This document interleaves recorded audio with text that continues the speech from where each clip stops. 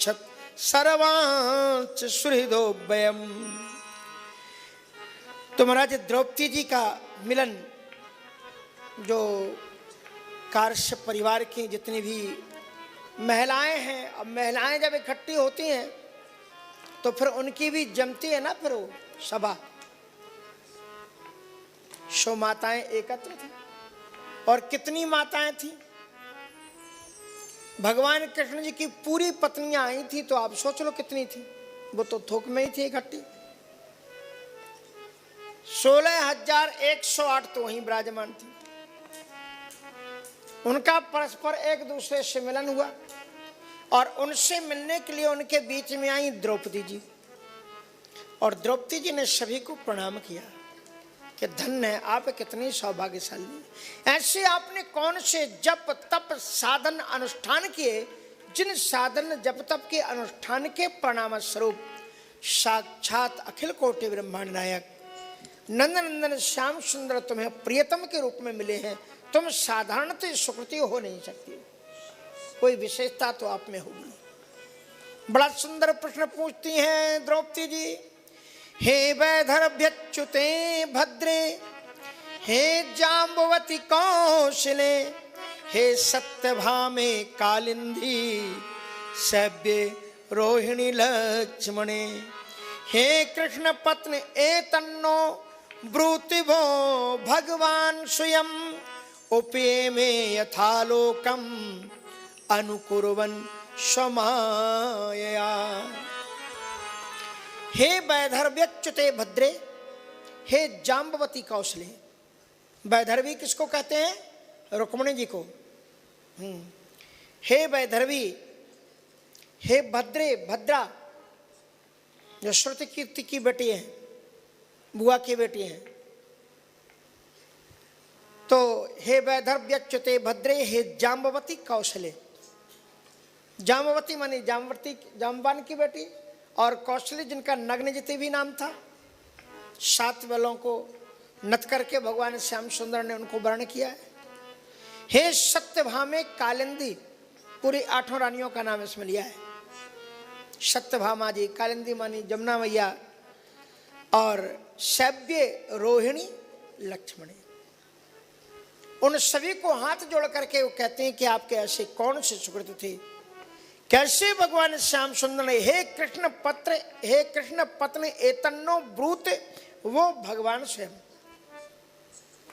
जो खुद भगवान है, और वो भगवान के पास में लोग जाते हैं। लेकिन आपने ऐसे कौन से सुकृत, कौन से ऐसे आपने पुण्य किए कि भगवान ने खुद आपके पास में आकर के वर्ण किया।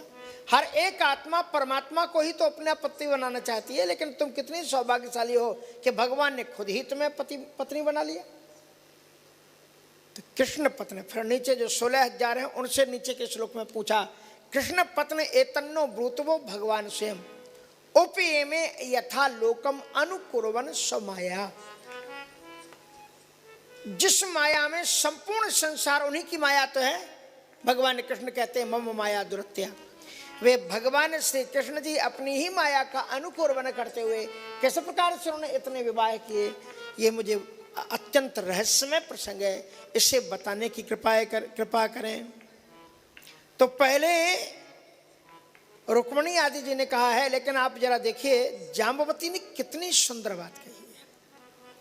रुक्मिणी जी ने अपना पूरा प्रसंग, सभी ने अपने अपने स्वयंवर की कथा सुनाई है कि कैसे भगवान श्री कृष्ण जी आए।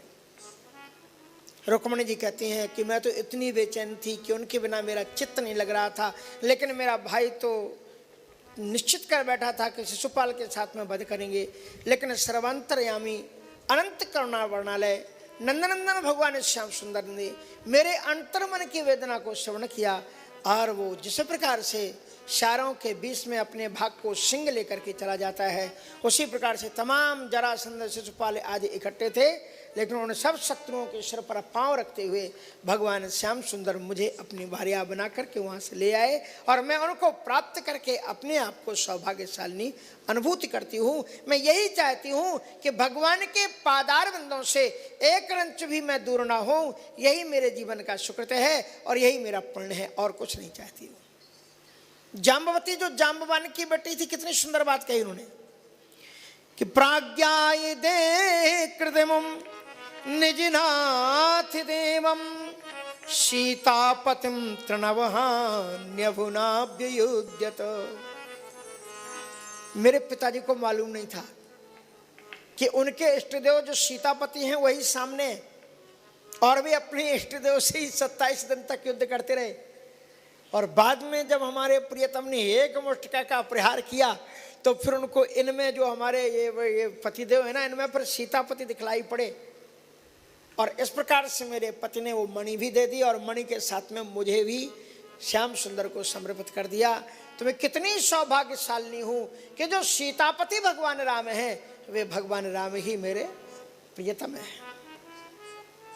देखो श्रीमद् भागवत में स्पष्ट रूप से कोई भी राम और कृष्ण में भेद नहीं है। श्लोक स्पष्ट बोलता है कि उन्होंने बिना संकोच के साथ में श्री कृष्ण को राम के रूप में स्वीकार किया। और वो कहते हैं ज्ञात्वा परीक्षित, वो कहते हैं कि सीतापतिम तृणवहान्यवनाभियुध्यति। सीतापति, श्री कृष्ण को सीतापति कहते हैं कि वो ही सीतापति थे, राम थे।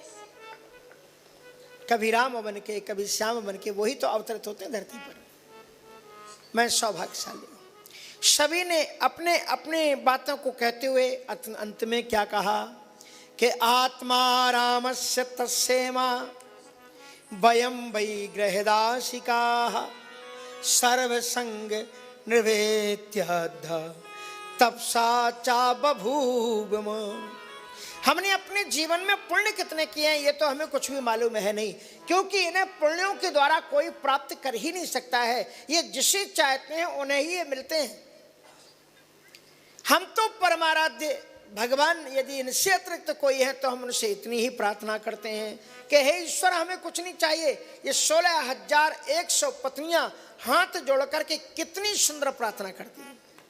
क्या कहा उन्होंने कि ना वयम साध्य साम्राज्यम स्वराज्यम भोज्यमप्युत वैराज्यम पारमेष्ठ्यम वा आनंत्यम बहरे पदम।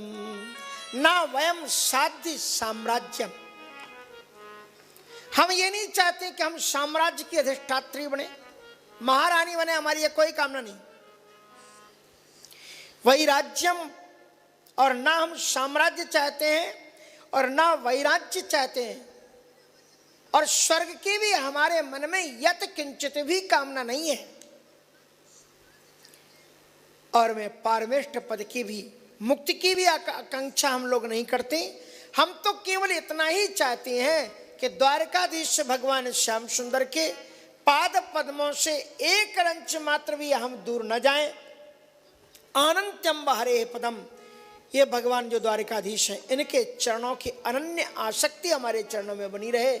श्री द्वारकाधीश हमसे एक रंच मात्र भी ना बिछड़े, बस इतनी ही हमारी कामना है। और ऐसा कह करके वो 16,108 जो भगवान की पटरानियां हैं अंतर्मन से भगवान को स्मृत करके आंखों में प्रेमाश्रु की वर्षा करती हैं।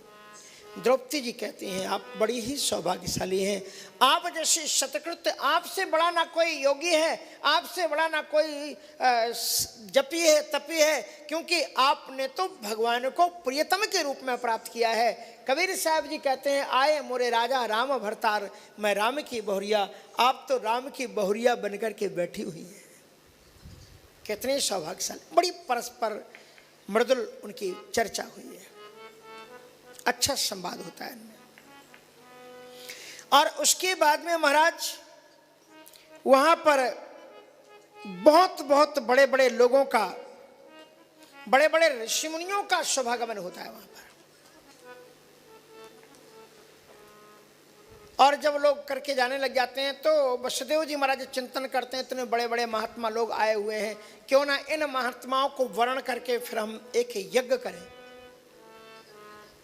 वसुदेव जी महाराज ने विशाल यज्ञ का संपादन किया, बड़े बड़े ऋषि मुनियों को लिया इसमें। वो ऋषि मुनि लोग भगवान श्री कृष्ण जी का दर्शन करने के लिए आते हैं, और भगवान जी अपनी सभा में चारुगद आदि प्रलंब सब बैठे हुए थे, उन्हीं के बीच में उन ऋषि मुनियों का आगमन होता है। और जब ऋषि मुनियों का आगमन हुआ तो भगवान श्री कृष्ण जी महात्माओं के सम्मान में जो अखिल कोटि ब्रह्मांड नायक कर्तुम अकर्तुम अन्यथा कर्तुम समर्थ जो अनोरणीय महतो महियान है, वे भगवान उनके सम्मान में उठ करके खड़े हुए हैं। इतना महात्माओं का सम्मान है कि जिन भगवान के पादार बिंदों का खुद चिंतन वो महात्मा करते हैं, वो महात्माओं के शुभागमन पर भगवान द्वारकाधीश उनके लिए उठ करके खड़े हो गए। कौन कौन से महात्मा वहां पर आए?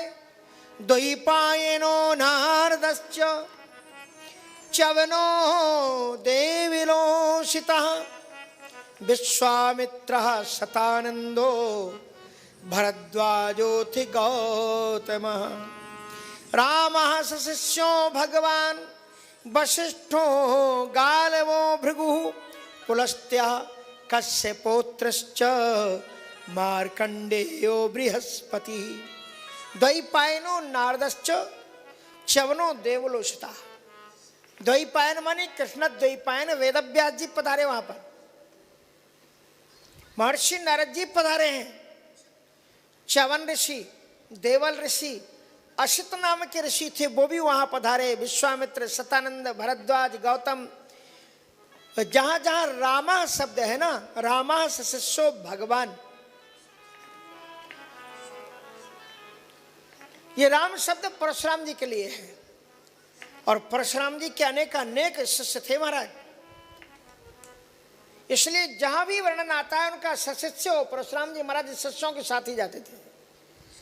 और भगवान शब्द दिया है, रामा सशिष्यो भगवान वशिष्ठो गालवो भृगु, वशिष्ठ ऋषि जो भगवान राम के भी गुरु बने, गालव ऋषि और भृगु, पुलस्त, कश्यप, अत्रि, मार्कंडे और बृहस्पति जैसे ऋषियों का वहां पर शुभागमन हुआ है।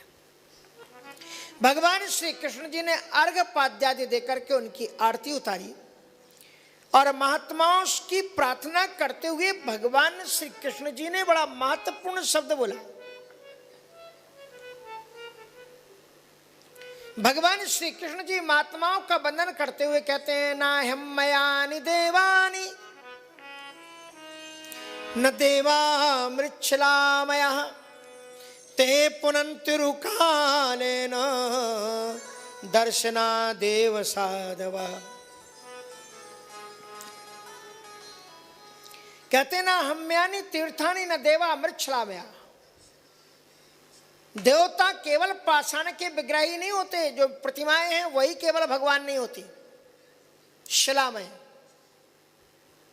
केवल मिट्टी की प्रतिमाएं बनी हुई वो मतलब वो भी भगवान होती हैं, लेकिन वो ही नहीं होती हैं। न देवा मृच्छलामया ते पुनन्तिरुकालेन, ये जो आप दुर्गा जी की, गणेश जी की और तमाम जो मूर्तियां बना करके आप पूजा करते हो, ये पूजन करने के बाद में ते पुनन्तिरुकालेन, बड़े कुछ काल के बाद में जाकर के दर्शन देंगी, बड़े काल के बाद में जाकर के आपको उनकी पूजा पाठ का फल मिलेगा। लेकिन महात्माओं का पूजन करने से क्या होता है? का दर्शनात् एव साधवा, दर्शन कर लेने मात्र से ही सारे पापों का क्षय हो जाता है। इसलिए हे महात्माओं, आप पधारे, यह हमारा सुकृत और सौभाग्य है। बहुत विशाल यज्ञ हुआ और इस यज्ञ में ऋषि मुनियों ने कहा कि यद्यपि हमने आपकी ही कीर्ति है, ये सबका मैंने पूजन किया यज्ञ में, लेकिन हे श्री कृष्ण, लोग नहीं जानते माया के कारण इन सारे देवताओं के भी आराध्य आप ही हो। यज्ञ में आपका ही तो यजन हम करते रहे अभी तक, ये जो आहुतियां डालते रहे, सहस्त्र शीर्षा पुरुखा सहस्त्राक्षा कह करके, ये सब आपके ही नाम के लिए तो हम डालते रहे, आप ही पाते हो इस यज्ञ के। महात्माओं ने बड़ी सुंदर प्रार्थना की, यन माया तत्व विदुतिमा वयम यदुया तत्तु विदुतिमा वयम विमोहिता विश्व सृजाम अधीश्वरः सृजाम अधीश्वरः यदि शितव्या यति ईश ईहया यदि शितव्या यति गूढ़ ईहया अहो विचित्रम भगवद विचेष्टम, अहो विचित्रम भगवद विचेष्टम। हे ईश्वर, आप हमारी प्रार्थना कर रहे हो। संतों को इस बात का ध्यान रखना चाहिए कि अगर भगवान प्रशंसा करने लग जाए तो ये ना सोचना कि हम भगवान से भी बड़े हैं। देखो भगवान हमारी पूजा कर रहे हैं, भगवान